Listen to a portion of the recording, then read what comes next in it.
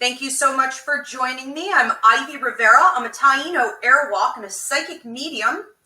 I've been practicing mediumship since I was a child and started reading for people in full form when I was 15. I have been running a school for about the last 8 years, an academy where I train people in this type of work.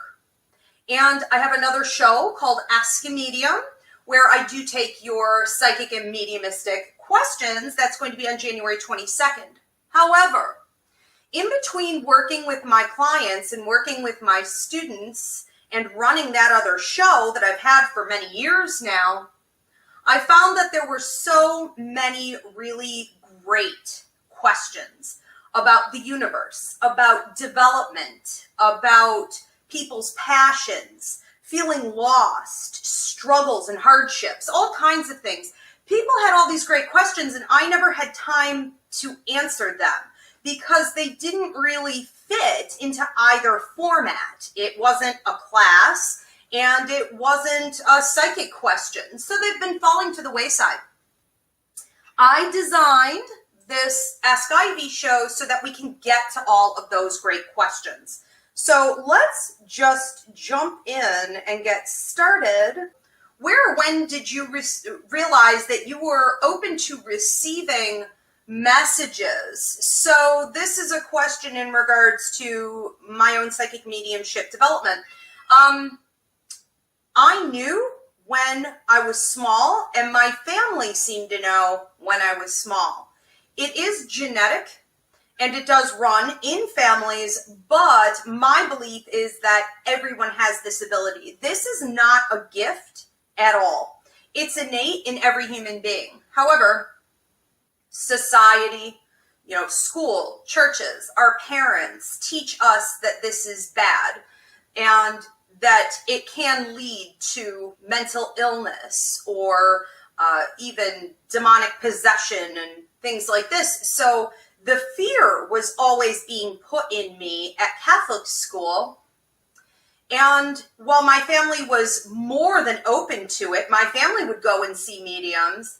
I was told that only Jesus and the prophets were supposed to be doing this kind of work. This wasn't for me to be doing.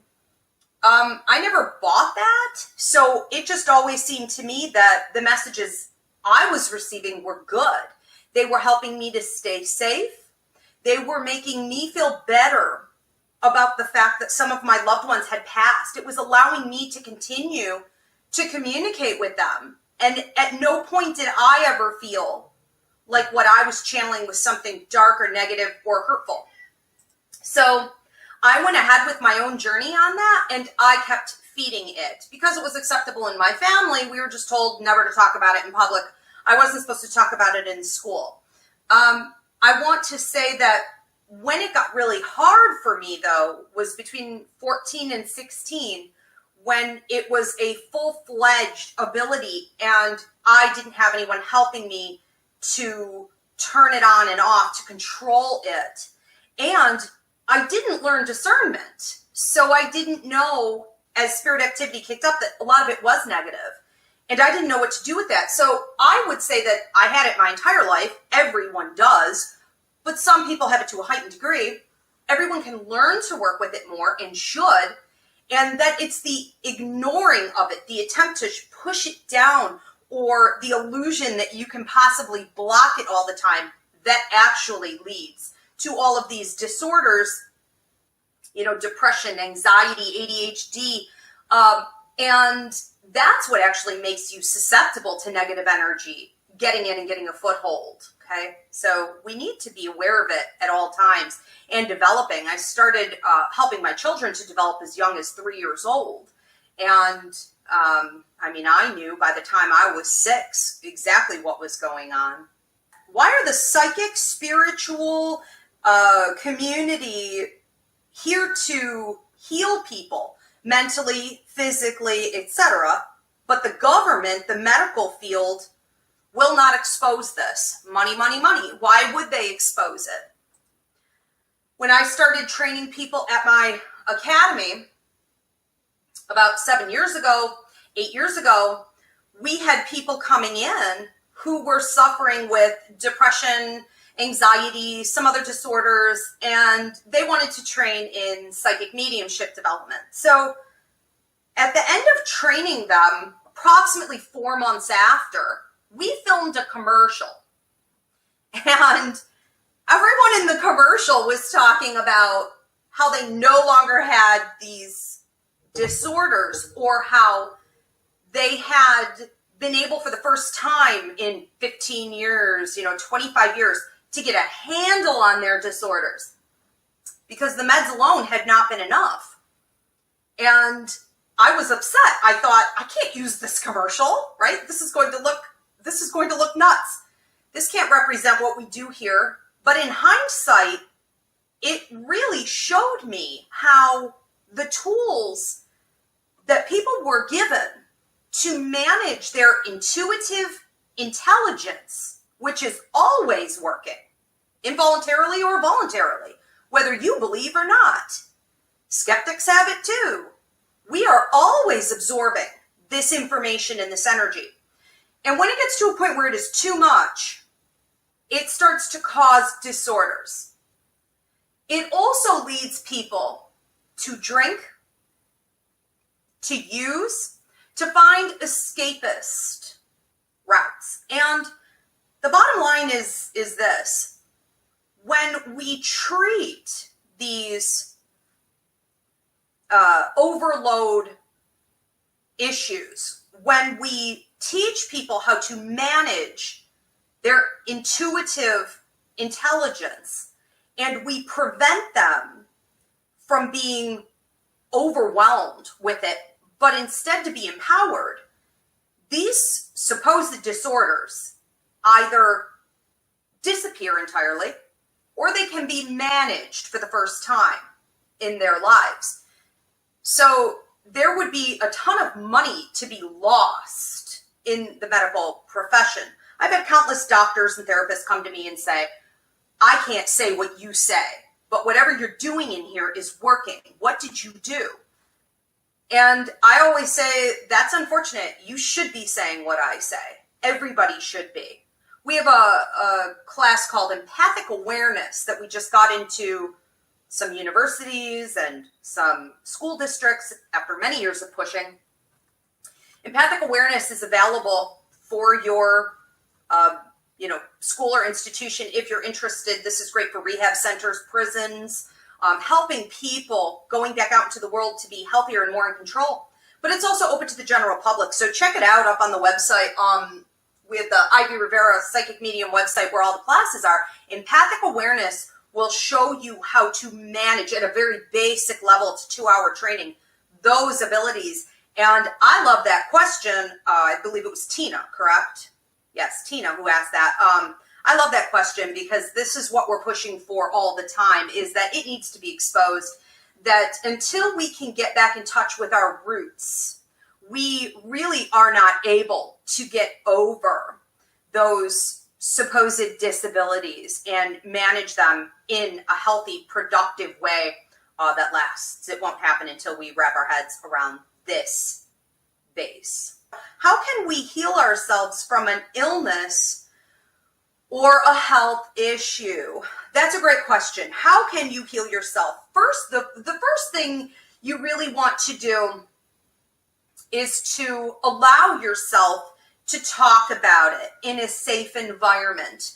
Don't allow it to take over you. Don't allow it to entrap you and to upset you to such an extent that you start to feel isolated or like you're a burden to other people. I would also say, don't adopt it as though it's your own. Okay, so when I hear people talking about like their diabetes or their blood pressure or their cancer, and they say like, my blood pressure, my diabetes, don't identify with it. Don't befriend this thing that can possibly be out of your body.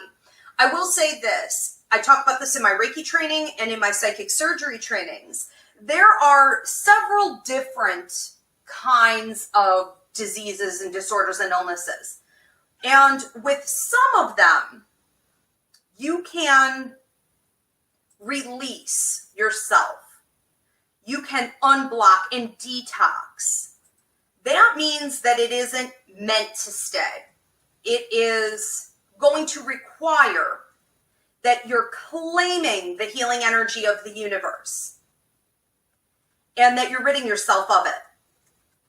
Believing and know it in that claiming that it is yours for the taking.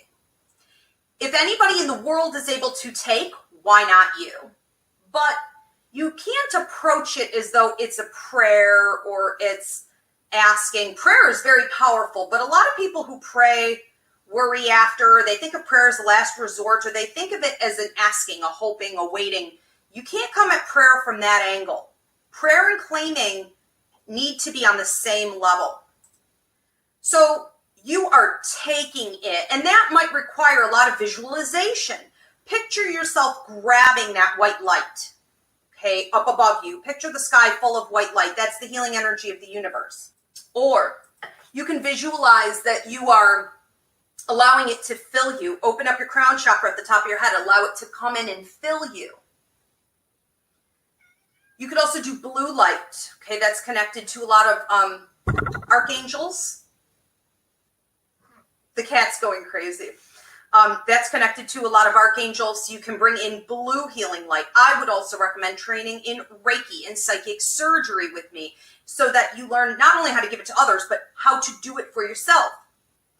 But the other types of issues that we have sometimes with the healing is that, you know, not only can people be blocked and so they're not receiving it. They don't really believe. But you can also have progress and then worry or become fearful and negate the progress. The other major, I don't want to call it an issue, but one of the things that we can see is that something is contracted. When you come to Earth, you sign a life contract. In that life contract is all kinds of agreements, and there are relationships that you're supposed to have. There are jobs that you're supposed to finish, lessons that you're supposed to learn, all kinds of things. And these things are on deadline. When it is within your life contract that you agreed to take on some type of illness or disability, disease, it could very well be that you chose it. And you chose it so that you could accomplish the life work that you came here to do. And often it is there to help other people, for you to step out and be a light worker and use it to spread the wisdom and knowledge after you've done your own healing journey with it. Not to say that you rid yourself of it, but you understand how to utilize it. Now, if it is that and it is a signed contract, it cannot be removed. Okay, so you're going to want to believe that you can straight away and use those visualization techniques to remove it and train. Most importantly, you claim it. So why do animals love me right away, especially dogs? Well, so I always say that in the universe we have a triad of healing. That triad includes angels, empaths, and animals. Okay, so we talk about this at Empathic Awareness class. We talk about this again at Coffee with Your Angels class. When you're part of this triad, what it means is that you come here with a very specific job to do. You come here as a healer. And when you're here on Earth as a healer, you need a team to keep you alive, to keep you going, to keep you happy, to keep you healthy. And the angels are at the top. You work for them, but they also come in periodically and help to heal you. So you have a special connection there. When you have that connection, animals know it. Children know it. People in need of healing know it, okay? So everybody would dump their problems on you. Maybe the guy in line at the bank, you certainly didn't invite it, but now you know his life story, and, you know, everybody comes to you for this. Now, animals don't just come to you to receive that healing from you. They're actually coming to replenish your energy. So a lot of us that attract animals think, oh, well, the animals come to me because they love me and because they want a home, or I'm responsible for placing them, and it's probably that you need it. So they actually come to give back to us. Animals are so powerful. If you're sick, they know what part of your body to sit on. Your dog will push and obsessively work his way on over to you to sit on that part of your body. You can't get rid of them for anything until they feel that their work is done, that they've gotten rid of enough of it. They will also take from you even a disease, pull it out of your body and transfer it through their system and excrete it. So animals might be coming to you because you're stressed, you have health issues, you have emotional, mental stuff going on, and you need their energy. They may also be coming to work with you and to replenish you because you are a healer and you're working under the hierarchy of the angels all the time, and that is draining work. What is the difference between sleep paralysis and astral travel, if any? So we have a great class coming up called Dreams, and I talk about both of these topics there. Now, that's also available up on the website anytime as a download. All classes are available through download. Now, with astral travel, we have to understand that we're leaving the body. So that's going to cause some uncomfortable physical situations, which then cause some mental disturbances, which will affect you emotionally. Most people who do astral travel panic. They freak out. They don't like it. They would do anything to escape it. It can cause feelings like you're being sucked into a tunnel, or you're being sucked into a black hole, you're falling, and things like this. I've asked my guides to help me, and I've done a lot of lucid dreaming techniques for myself so that when I'm going into it, I want to be more in control. I want to feel like I'm engaging in the decision in the process. So I've asked, because I like trains, I've asked that a train will pull up and I'll have an opportunity to get on that train.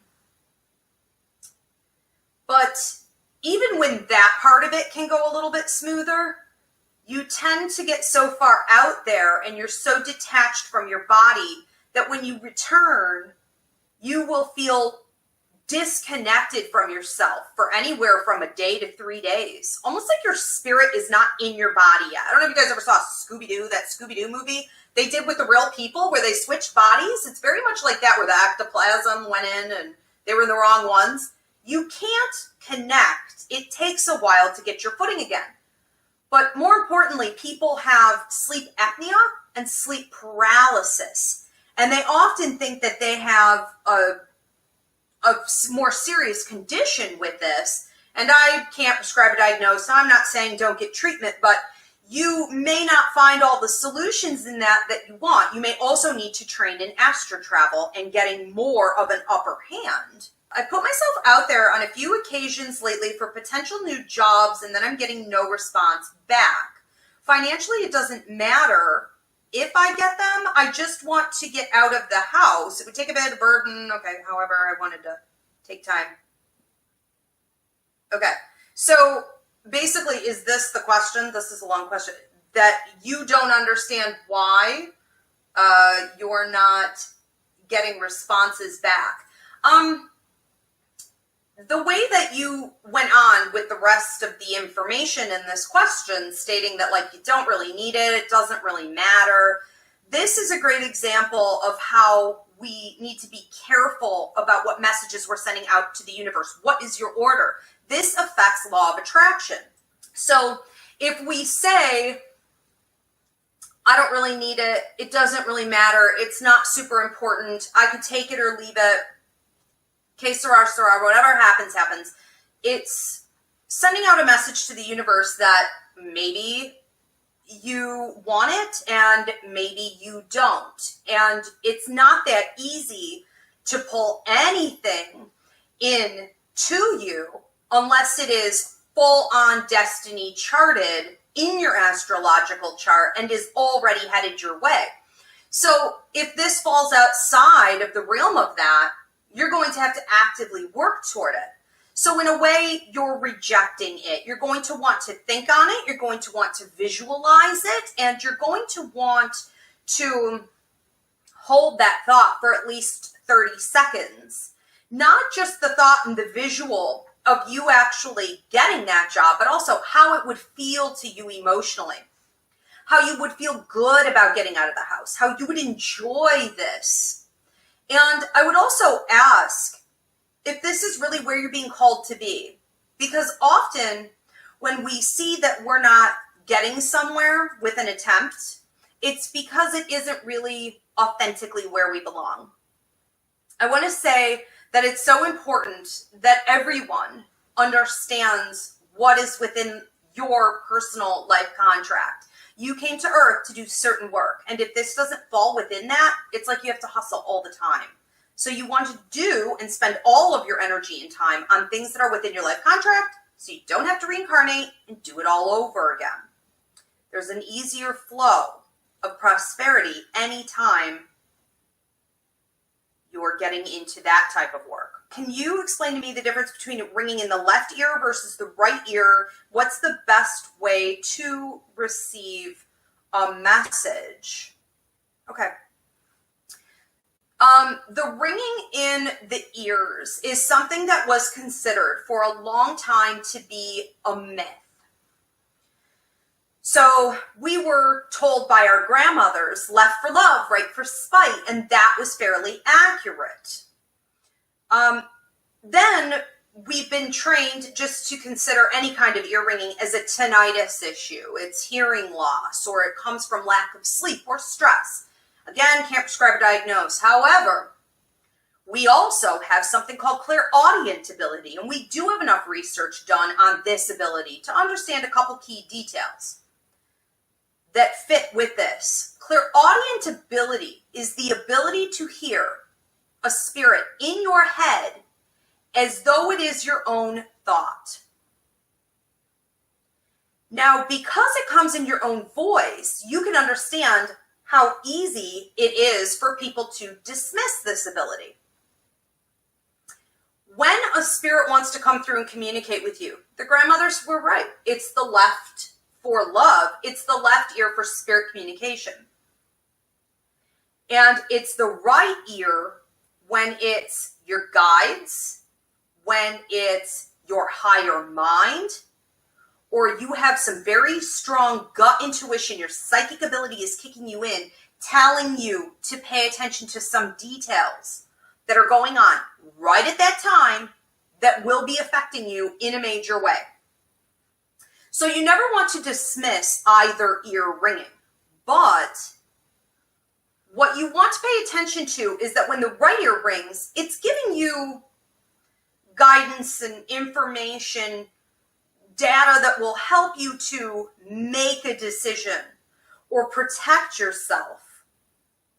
And when it's the left ear, it's literally somebody else coming in, putting that thought in your head.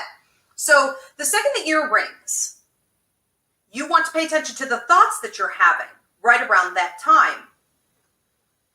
Now, you have to also take a lot of responsibility when you have clairaudience to a heightened degree, because your thoughts can be manipulated by negative and lower spirits who say horrible things to you that could really take you down and wipe you out, cause depression, low self-esteem, cause you to fall off the wagon, lose self-control, get you riled, okay, paranoia, upset your anger level. I mean, all of these things are manipulated through clairaudient ability.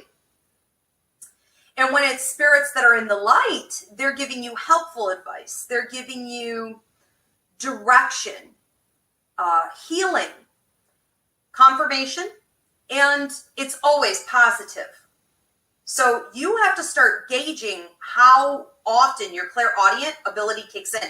If you start to notice that you have a lot of ear ringing, you've probably increased with this ability to a point where you need to start training in it. It's a great ability to have if you want to do psychic mediumship work and things like that. It can be a pretty severe nuisance for those who don't understand it, because they will think that all of their thoughts are their own, and they're not.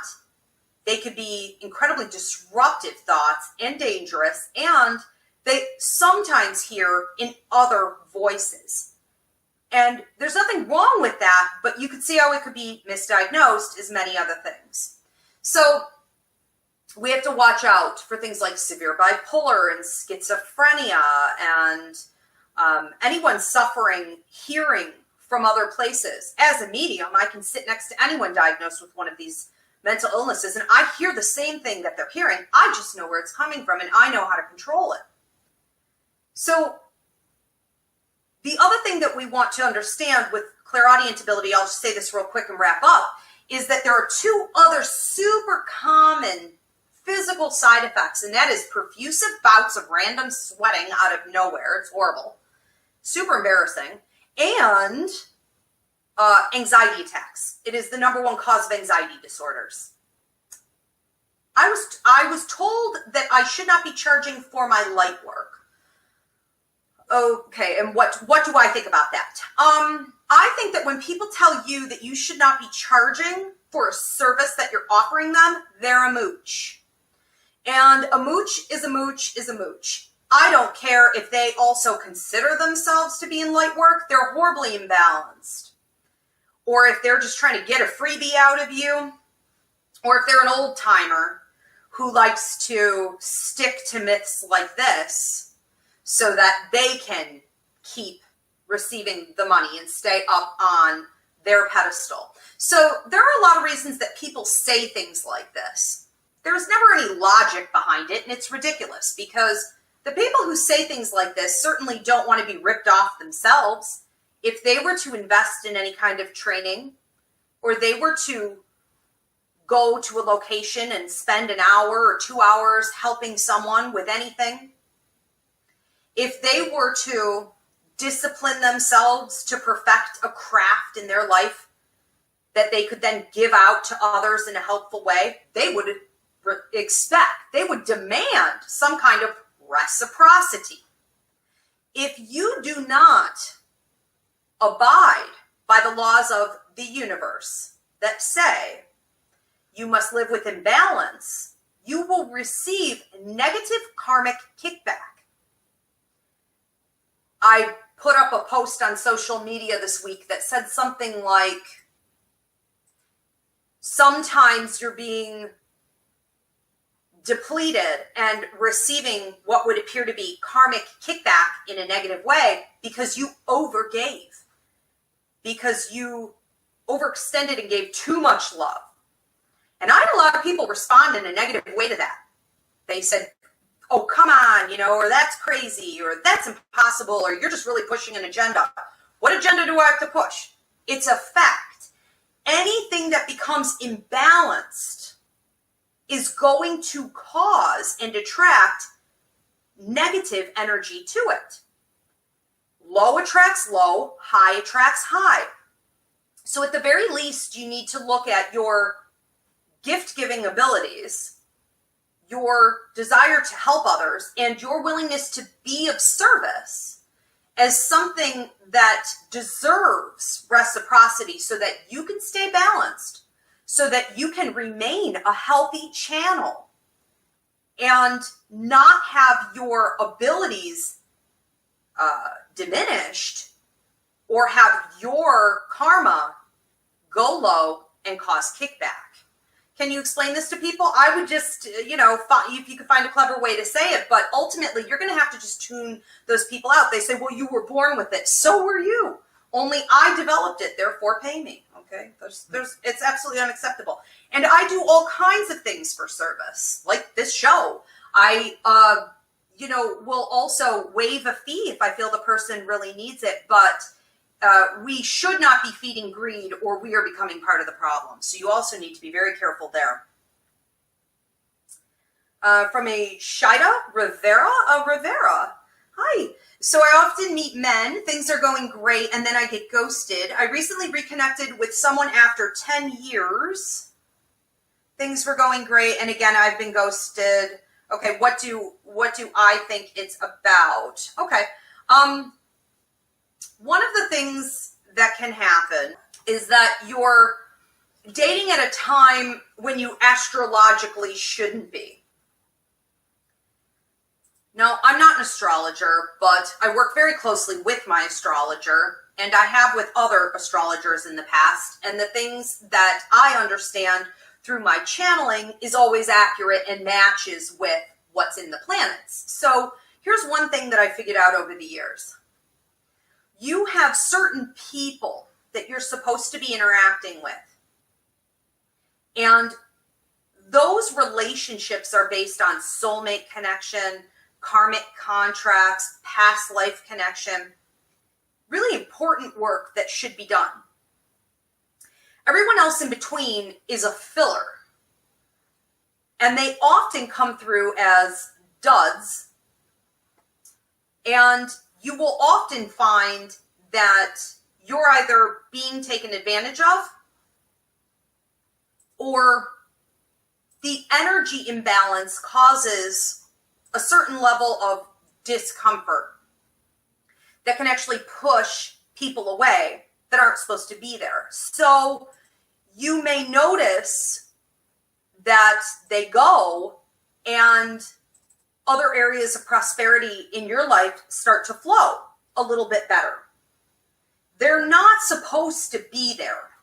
The other thing that you need to realize is that instead of just taking whatever comes, whatever crumbs fall in your lap, you need to be really specific on what it is that you want. So it's like you're claiming it from the universe. You're putting an order out there to the universe. When you have ordered a certain person to come to you, you want certain dynamics within a love partnership. I would always suggest writing it down, 15 things on a piece of paper, fold it up, put it in a drawer for 6 months to a year. Order that person specifically from the universe. When we have that order put out to the universe and you do not stray, you don't go back to all of these filler people in between, you keep your energy field open for the right thing and determined to pull that toward you. And then we have a match with the planetary lineup here. You're going to have a good solid hit. If you're not really doing these things, you're just mindlessly going about your activities. We'll try this one, we'll try this one, we'll try this one, we'll try this one. You're going to find that this is a repeat pattern. The other thing that you have going on is that you fear it. So now that it happened a couple times and you're like, geez, you're thinking on it all the time. I hope this person doesn't ghost. Or I hope this thing doesn't happen again. Or what if this happens again? The minute you start to kind of put that energy out, you actually attract whatever you're thinking about. So you, in a way, you could say that you're causing it. But they're not right fits anyways. That struggle is temporary. Sacrifices are like investments. And if you give up your short-term comfort for the long-term win, okay, you're going to need to stay patient and be focused. I think that a lot of people today have trouble following through. And it doesn't always have to do with integrity. Sometimes it is because we're tired. Sometimes it's because we're not seeing payout as quickly as we feel that we should. And this causes us to jump ship and abandon what we were working on and to try something else. Because we live in a society that teaches us that we should have instant gratification, we run the risk of abandoning too many things that we were supposed to be working on to go over to something else that might be faster. Again, it is important that you know what is within your life contract. If you're working toward the things that you're supposed to be working toward, the universe will provide you with prosperity and support the entire time. You cannot always measure this prosperity by a paycheck. It does not always come in monetary value. It can come through networking, opportunities, okay? The people coming into your personal circle that are giving you support. breakthroughs on your own healing. All kinds of things can happen for you that help to show you that you're on the right path. But we live in a society that teaches us to ignore all of that, that's useless, and we jump on to other things. I want to just remind everyone that if you are pulled into work that involves healing of others, being of service, light work of any kind, and if you are working within your life contract in any way, it is very strictly tested. So you could find on a repeat basis that you are struggling and being tested to prove that you have stick-to-itiveness, that you're going to see it through. You cannot reap huge rewards until you have proven this and passed some tests.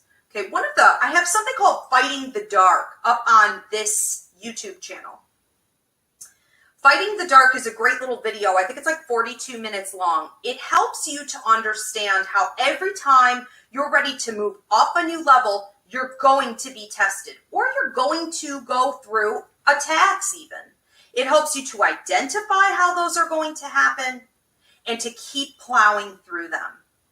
Try to also look at everything you're doing. Not as though it's a waste of time and you're drained and you're exhausted and you've had it and you're kaput and you're going to quit. Try to look at everything you do as an investment into what you want ultimately. And for those of you in light work, look at it as though you are doing it for God. You're not doing it for the person you're working with. You're not doing it for pay. You're not doing it to build up your business or your name. Every little thing you do is to be of service to God, and that is good enough. You will be able to tap into a supernatural strength when you understand these concepts, and it will get you to the finish line. But it requires patience. Okay. Also, often, if you're working within your life contract, or you're doing any kind of light work, it can zig and zag. So there might be a switch. All of a sudden, you are told to do something else, and then you do that for a year or so, and then you're told to do something else. Eventually, it will all piece together and make some sense. Okay. So he wants to know, as a psychic, how do I separate myself from other people? Or like the energies and the effects of other people? Yeah, a little both, I think. Okay, well, one of the things that I like to do is to pay very close attention and be mindful before I go into a situation. So if I know that I'm going to be around a lot of people, I like to do almost like a preview before I walk into the room. And even if it's something online, like even if I'm about to log into my social media account for the first time of the day, I go, whoa, let me take a peek ahead of time to see what I'm dealing with here, what's going to be coming at me. So I learn ahead how that energy is going to feel. If I feel like it's free and clear, I'll just kind of go in and swim in the waters and be comfortable going with the flow. But if I feel like it's going to be problematic, or there are energy vampires there that are going to drain me, or there's some type of a personality conflict, and it could cause, like you said, oh, well, what if there are going to be a bunch of Libras, or, something like this, I would prepare myself to slow down and to be more mindful while I'm engaging with these people. If I feel that it's really going to be a negative situation, I will block. So I talk in the empathic awareness class that's up on the website about blocking techniques. This is good for any child going to school, for anyone who works in an office, for any empathic person in general. But I would surround myself with either layers of colors or a brick wall, or if I feel that someone is coming at me and being really negative, I'll surround myself with mirrors so that whatever they send to me is being reflected back onto them. There are all kinds of creative, funny tricks that you can use to protect yourself. And I'm realistic about how long that tool is going to last. So if I'm going to be in that room for 2 hours, I'm going to need to use something pretty strong. If I'm going to be somewhere for, 6 hours, I'm going to have to renew it after a couple hours. And before I ever do any of that, I cleanse. So I make sure that there's no negative energy in my body before I block. The other thing that I do is to make sure that I cleanse every time I'm done dealing with people. So I get rid of their energy from my energy field. This way I can better understand myself. It's what is mine versus what is others. All the time I live in that mentality. What is mine and what is others? Because when I get around people, I can very easily become them. I feel what they feel. I think what they think. If they're sick, I'm sick. And you can't live that way all the time. So it requires constant work and effort on my part. And when I relax, it wears off. So relaxation has a counter effect. It's hard work. Constant maintenance. Are we good? Okay, very good. Thanks everybody for tuning in. I look forward to seeing you again at the next Ask Ivy. That's going to be Wednesday, January 29th. And if you enjoyed this show, you might also enjoy my Psychic Mediumship show where I take your psychic, mediumistic, empathic questions and give free advice there. That's going to be January 22nd. See you soon. Thanks so much.